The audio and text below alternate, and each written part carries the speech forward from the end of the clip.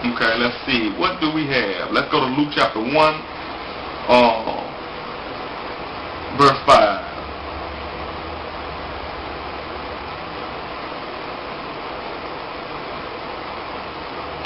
And there was in the days of Herod, the king of Judea, a certain priest named Zacharias, of the course of Abiah, and his wife was of the daughters of Aaron, and her name was Elizabeth.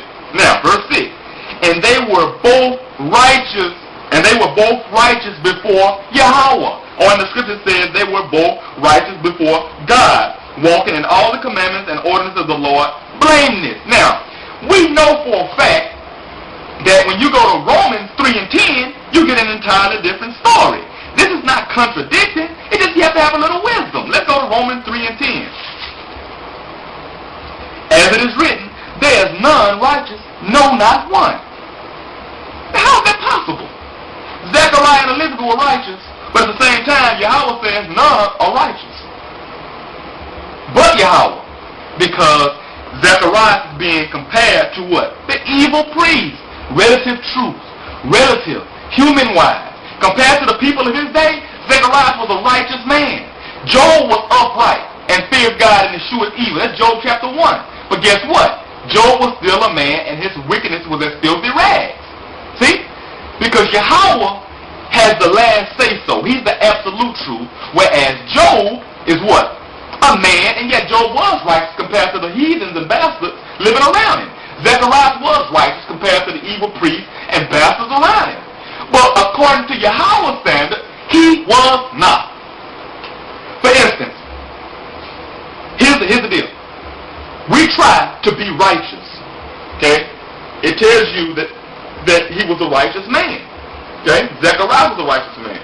Paul was a righteous man. Peter was a righteous man, right? But the scriptures tell you none are righteous, not one. Why? Why? Because see, one is man's standard. When you look at a brother and say, man, he keeps the law, he keeps the day of Pentecost, he keeps the Passover, etc., etc., etc. He wears the beard. Okay? He keeps the law, statutes, and commandments. His house is in order. He's a righteous man. But according to Yahweh, he's not. Why? Because all have sinned and fallen short. See, I don't understand how you and your simple ass mind cannot understand this. So this is for you and Yasha, but I'm coming with this for divine Ramses, or Ramses divine, whatever the hell his name is. Now, let's get to the gist of your questions. Here we go. Psalms 92 verse 12. This is what you read to me. Okay? This is what I got from you. Psalms 92 verse 12. The righteous shall flourish like a palm tree. He shall grow like a cedar in Lebanon. Okay, simple enough. The righteous shall what? He shall flourish. He shall prosper. Okay? Now, somehow, in your simple ass wisdom, you go to Isaiah 57 and 1. Okay? You go right here to Isaiah 57 and 1 and call it a contradiction. Now, I'm going to show you the difference because you have no reading comprehension skills. Isaiah 57 and 1 says, the righteous perisheth, and no man layeth it to heart. And merciful men are taken away. None considering that the righteous is taken away from the evil to come.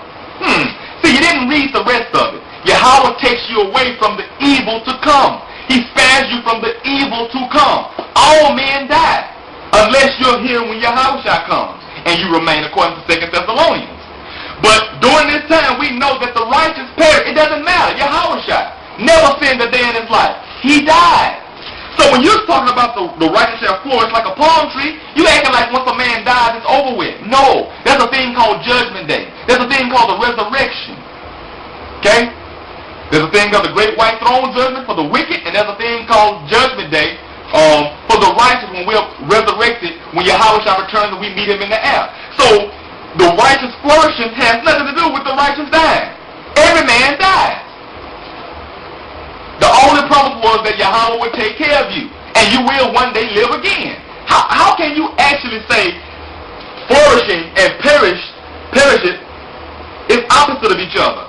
During your lifetime, if you're a righteous man, you will prosper. You will flourish. You will flourish in this word. Not necessarily having $20 million in the bank.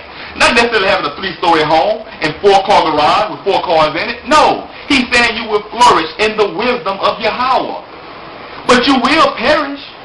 You will die. It is appointed to man to die. And then cometh the judgment. So you have to understand that. I don't even know. Now see, you look real stupid with that silly ass hat, thinking you're an Egyptian, quoting scriptures, not quoting all the scriptures, and you're looking silly. Okay? So Ramses Divine, this is for you. Let's go to number 2. It was Matthew 5, 1 and 2. Matthew 5, 1 and 2. Let's see what you have. Like I said, I told you it's a child's play. I don't know why you even made that video, man, because I'm gonna shut you down, dog. I'm gonna shut you down. 5, 1 and 2. And seeing the multitudes, he went up into a mountain, and when he was set, his disciples came unto him. And he opened his mouth and taught them, saying, that's 5, 1 and 2. Now, you told me to go to Luke 6, 17 and 20. So let's go to Luke.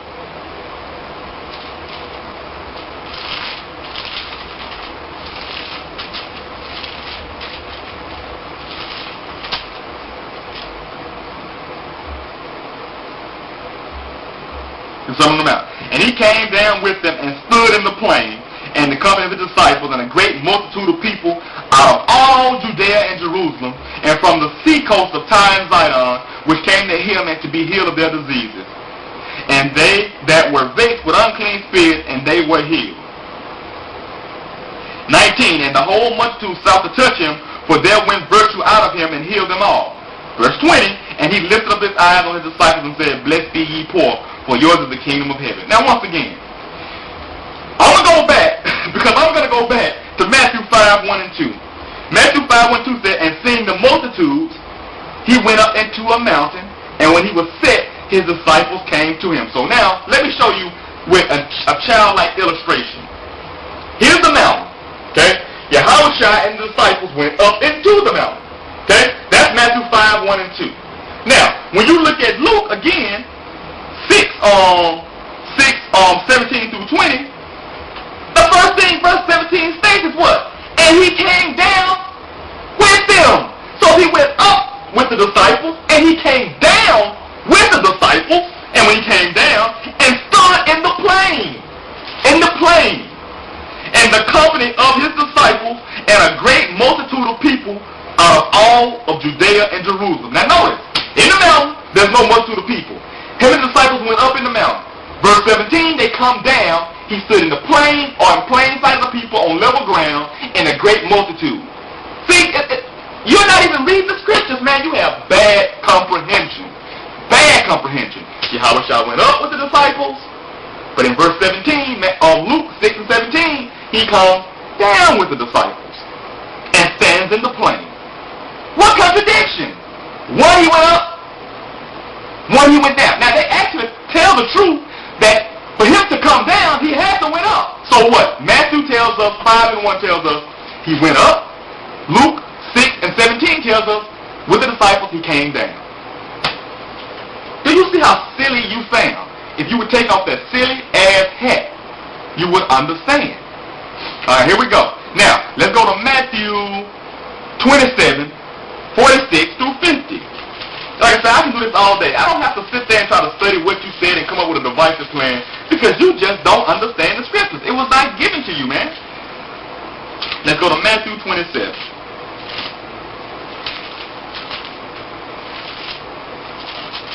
27, 46, and 50. So I just wrote down what you had. 46.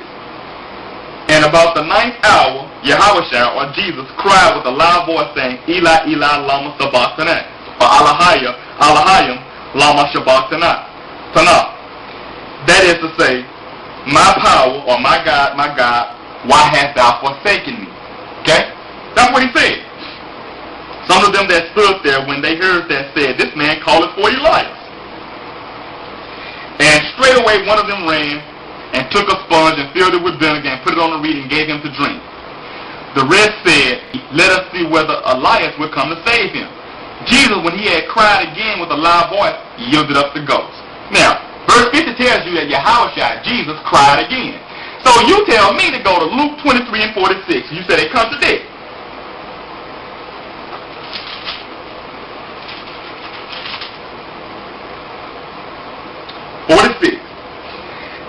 Jesus had cried with a loud voice, he said, Father, into my hands I commend my spirit. And having said thus, he gave up the ghost.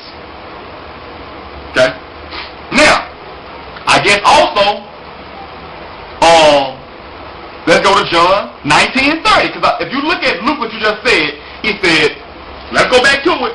Because I don't want no one to think. Let's go to Matthew. I don't want no one to think that I'm putting words in your mouth. Because he said, Alahayim, Lama Sabachthani, which is my God, why have you forsaken me?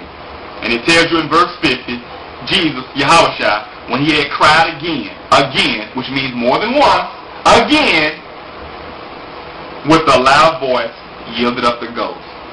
He cried with a loud voice. But what did he say when he was crying with that loud voice? Well, when you go to Luke 23 and 46, it tells you what he said. And 46, and when Jesus had cried with a loud voice, he said, Father, into thy hands I commend my spirit. Matthew is just saying that he cried with a loud voice. Luke is actually telling you when he cried with that loud voice what he was literally saying.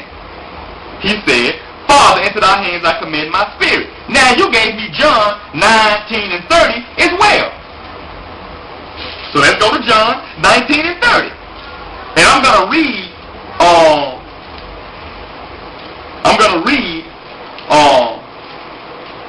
exactly what you got. I'm going to read it in context. Now watch this here. That's John 19 and 30.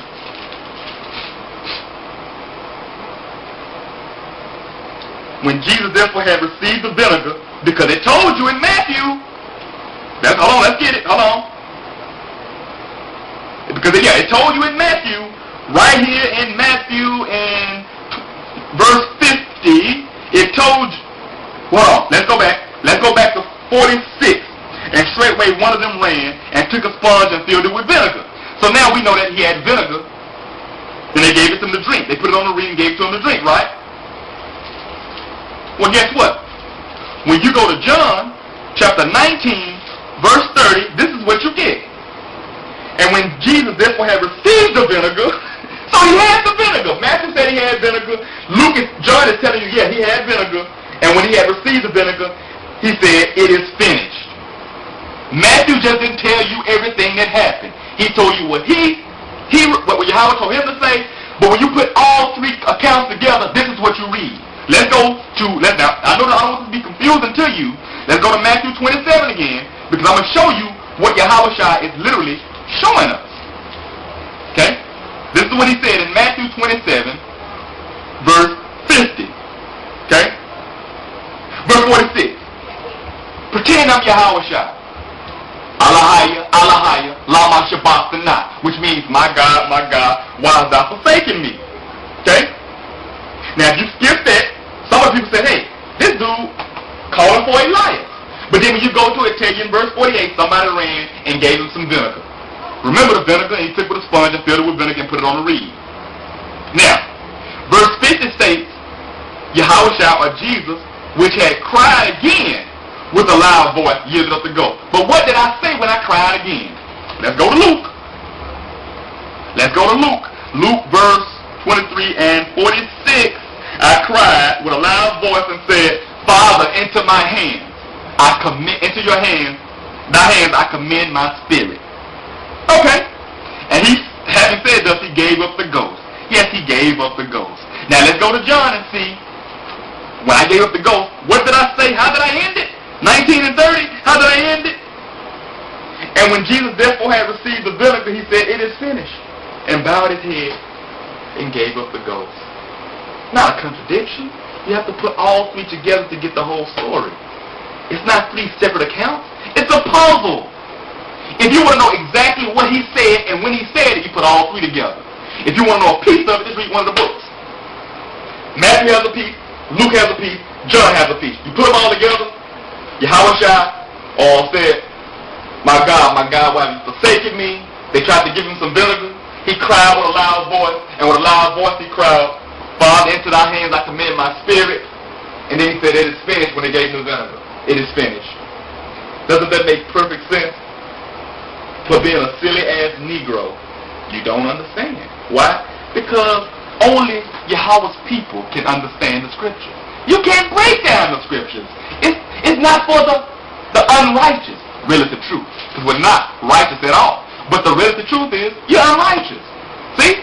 The absolute truth is, we're all unrighteous. See, once again, it goes right back to what I stated. It's not a contradiction. It's that you don't know Yahweh. You have not been chosen. John 6:43 through 45. Only Yahweh can choose. And trust me, Yahweh did not choose you with that silly ass hat on, stop thinking you're an Egyptian, knowing damn well you're not from Kemet. You have no proof. You have no bloodline going to Kemet. You're a simple Negro that's going to be a part of the 2/3 club. That's what you are. My wife told me to tear your ass up, and that's exactly what I'm going to do. I'm going to literally tear your ass up. And all you other Egyptologists, if you want to come with it, find the contradictions. Give them to me. Give them to me. We can go to the Hebrew. Okay? We can go to the Hebrew. We can go to the Greek. I got it here. We can go to the Hebrew or the Greek. We ain't just got to go to English. We can go to the Hebrew or the Greek. But it's all on what you want to do. What you want to do. Let's keep going. Talking about the famine. 2 Samuel 24 and 13. Okay?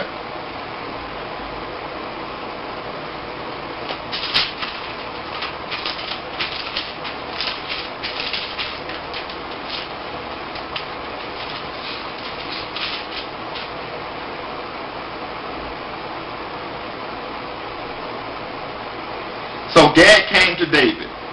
Okay? And once again, remember, when David was up in the morning, let's go to verse 11, and the word of the Lord came unto the prophet Gad, David still saying, Go and say unto David, Thus saith the Lord, I offer thee 3 things, choose thee one of them, that I may do it unto thee. So Gad came to David and told him, and said unto him, Shall 7 years of famine come unto thee in the land, or wilt thou flee 3 months before thine enemies, while they pursue thee, or that there be 3 days pestilence in thy land? Now advise, and see what answer I shall return him that sent me. And David said unto Gad, I am in a great strait. Let us fall now to the hand of the Lord, for his mercies are great, and let me not fall into the hand of man. So the Lord sent a pestilence upon Israel from the morning even to the time appointed, and there died of the people from Dan unto Beersheba 70,000 men. Okay, now let's go to 1 Chronicles 20 and 11. 1 Chronicles 20 and 11.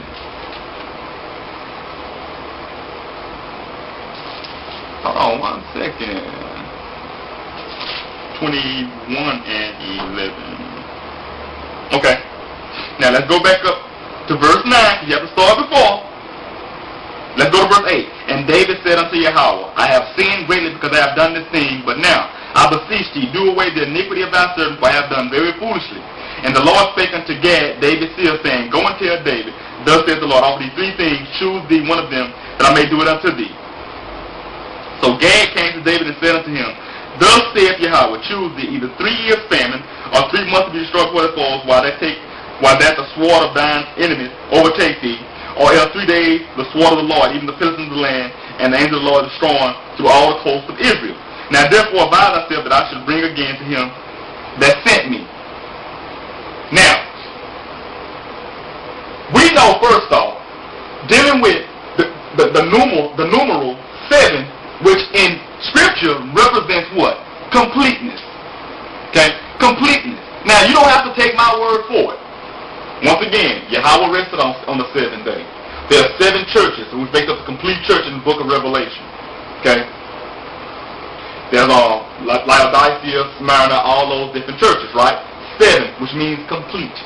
7 days, which means he completed his work.